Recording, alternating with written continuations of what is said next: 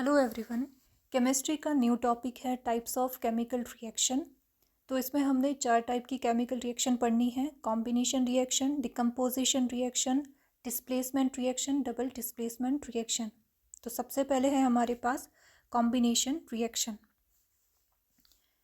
Reaction in which a single product is formed from 2 or more reactant is known as combination reaction. तो combination reaction क्या बोल रहा है कि जिसमें आपके पास एक सिंगल प्रोडक्ट बनता है और बनेगा किससे, रिएक्टेंट से, और रिएक्टेंट 2 या 2 से ज़्यादा हो सकते हैं। तो हमें पता है लेफ्ट हैंड साइड जो है हम रिएक्टेंट लिखते हैं और रिएक्टेंट से बनने वाला होता है प्रोडक्ट। तो रिएक्टेंट जो है यहाँ पे 2 या 2 से ज़्यादा हो सकते हैं, लेकिन जो प्रोडक्ट बनेगा वो एक सिंगल कंपाउंड और सब्सटेंस बनेगा। एग्जाम्पल अगर हम ले लें, burning of coal. Burning of coal में कोल का जो फॉर्मूला है हमें पता है, कार्बन से हम इसको डिनोट करते हैं और बर्न करने के लिए हमें होती है ऑक्सीजन की नीड। तो ये हो गया कार्बन प्लस ऑक्सीजन। अब बर्निंग ऑफ कोल ये हो गया ना हमारे पास, एरो से जो लेफ्ट हैंड साइड होता है वो होता है हमारा रिएक्टेंट, और रिएक्टेंट कैसे आपके पास 2 और 2 से ज़्यादा है, और ये क्या बना के देगा आपके पास, कार्बन डाइऑक्साइड, जो कि एक सिंगल प्रोडक्ट होगा। तो बर्निंग ऑफ कोल भी क्या आ गई, कॉम्बिनेशन रिएक्शन आ गई। नेक्स्ट है आपके पास formation of water from H2 and oxygen. तो पानी का जो बनना है वो किसके से हो रहा है, हाइड्रोजन और ऑक्सीजन की रिएक्शन से हो रहा है। तो यहाँ पे जो रिएक्टेंट है वो क्या है आपके पास, 2 है, हाइड्रोजन और एक ऑक्सीजन, ये बना के दे रहा है हमारे पास वाटर। अब इसको हमें बैलेंस करना है, हाइड्रोजन यहाँ 2 मॉलिक्यूल है, ऑक्सीजन 2 है, तो ऑक्सीजन के यहाँ पे हम बैलेंस कर लेंगे, 2 लगा देंगे। अब यहाँ इस साइड प्रोडक्ट साइड आपके पास हो गई 4 हाइड्रोजन, तो रिएक्टेंट साइड भी हम लगा लेंगे 2, क्योंकि यहाँ पे फिर टोटल 4 हो जाएंगे, बैलेंस करनी होती है रिएक्शंस।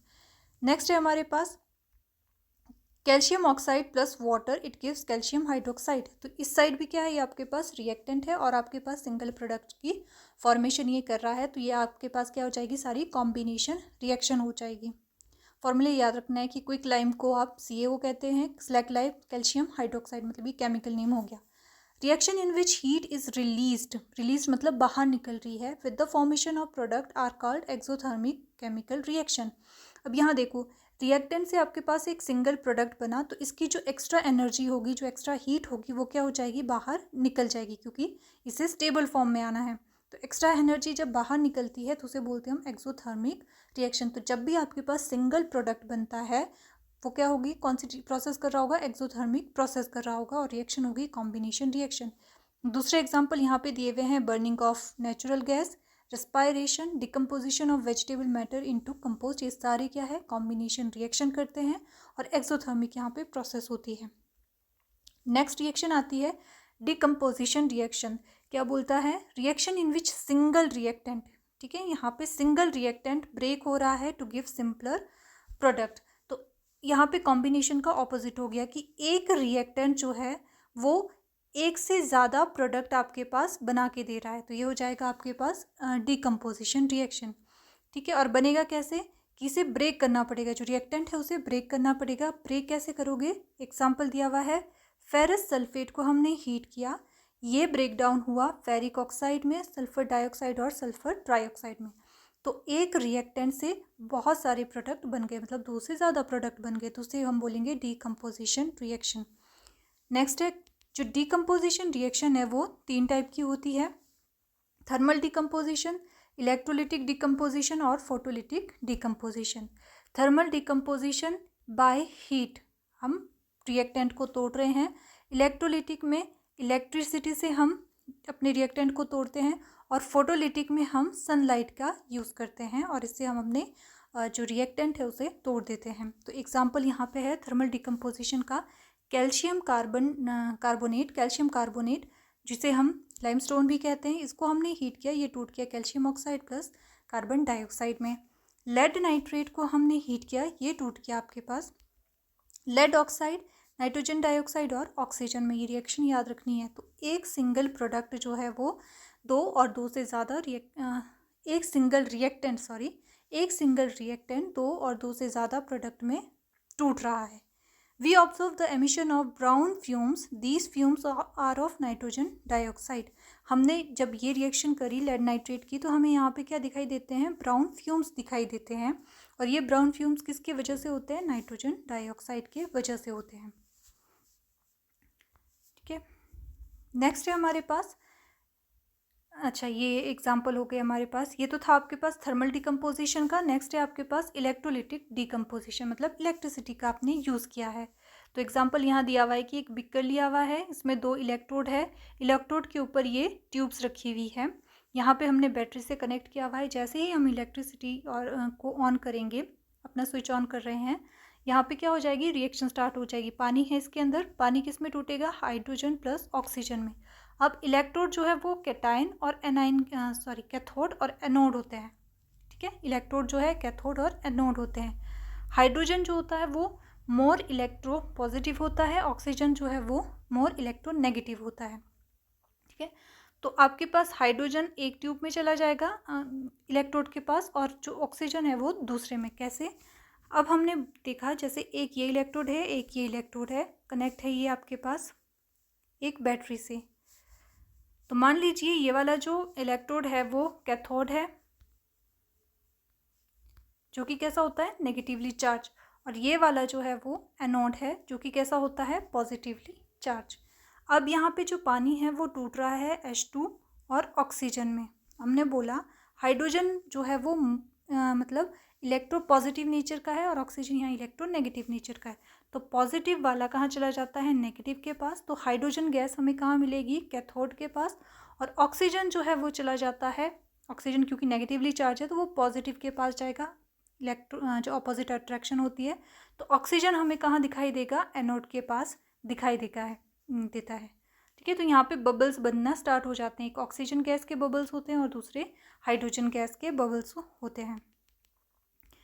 थर्ड रिएक्शन है photolytic decomposition reaction. Photolytic decomposition मतलब सनलाइट का यूज़ करके हमने रिएक्टेंट को तोड़ा है। अब एग्जांपल यहाँ है कि ये आपका एक रिएक्टेंट है, इसको सनलाइट हमने दी तो ये टूट गया सिल्वर प्लस क्लोरीन गैस में। AGBR are used in black and white photography. ये आपने याद रखना है कि AGBR का यूज़ जो है वो ब्लैक एंड वाइट फोटोग्राफी में किया जाता है।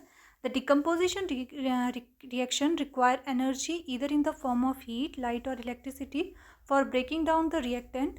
तो यहाँ पे जो है रिएक्टेंट को तोड़ने के लिए एनर्जी की ज़रूरत है, चाहे आप हीट दे रहे हो, चाहे आप इलेक्ट्रिसिटी का यूज़ कर रहे हो, चाहे आप सनलाइट का यूज़ कर रहे हो।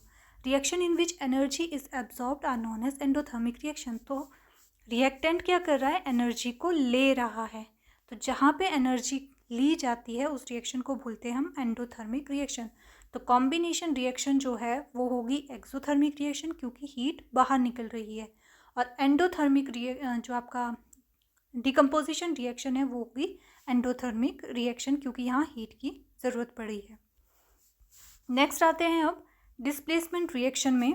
Displacement reaction in which lesser reactive element is displaced or removed by more reactive element। lesser reactive element को डिस्प्लेस कर दिया more reactive element ने, जैसे Fe+USO4। अब यहाँ पे कॉपर जो है वो more reactive नहीं है, आयरन more reactive है। जैसे ये एक्टिविटी सीरीज है, ये आपने याद रखनी है। तो आयरन आपके पास यहाँ है, कॉपर बाद में आ रहा है, मतलब मोर रिएक्टिव जो है आयरन है और कॉपर लेस है। तो आयरन क्या करेगा, कॉपर को यहाँ से डिस्प्लेस कर देगा, तो बन जाएगा iron sulphate plus copper. Iron is more reactive than copper, hence iron displace the copper element. ये आपने जो सीरीज है वो याद रखनी है। लास्ट रिएक्शन आती है double displacement reaction. Reaction in which there is exchange of ion between the reactant are called double displacement reaction. तो यहाँ पे दोनों आयंस के बीच में डिस्प्लेसमेंट हो रही है, ठीक है। एग्जाम्पल जैसे Na2SO4 और BaCl2 है, तो Na और Cl है ना, Na ने Ba को डिस्प्लेस कर दिया और क्या बन जाएगा, Ba की जगह Na आ गया तो बन गया NaCl, और Ba ने Na को यहाँ से डिस्प्लेस कर लिया, मतलब आयंस जो है एक दूसरे को डिस्प्लेस कर रहे हैं, तो बन जाएगा बेरियम सल्फेट और सोडियम क्लोराइड। दूसरा एग्जाम्पल NaOH प्लस HCl। अब यहाँ पे भी NaH को डिस्प्लेस करके NaCl बना देगा और हाइड्रोजन जो है वो वाटर बना देगा Na की जगह पे आके।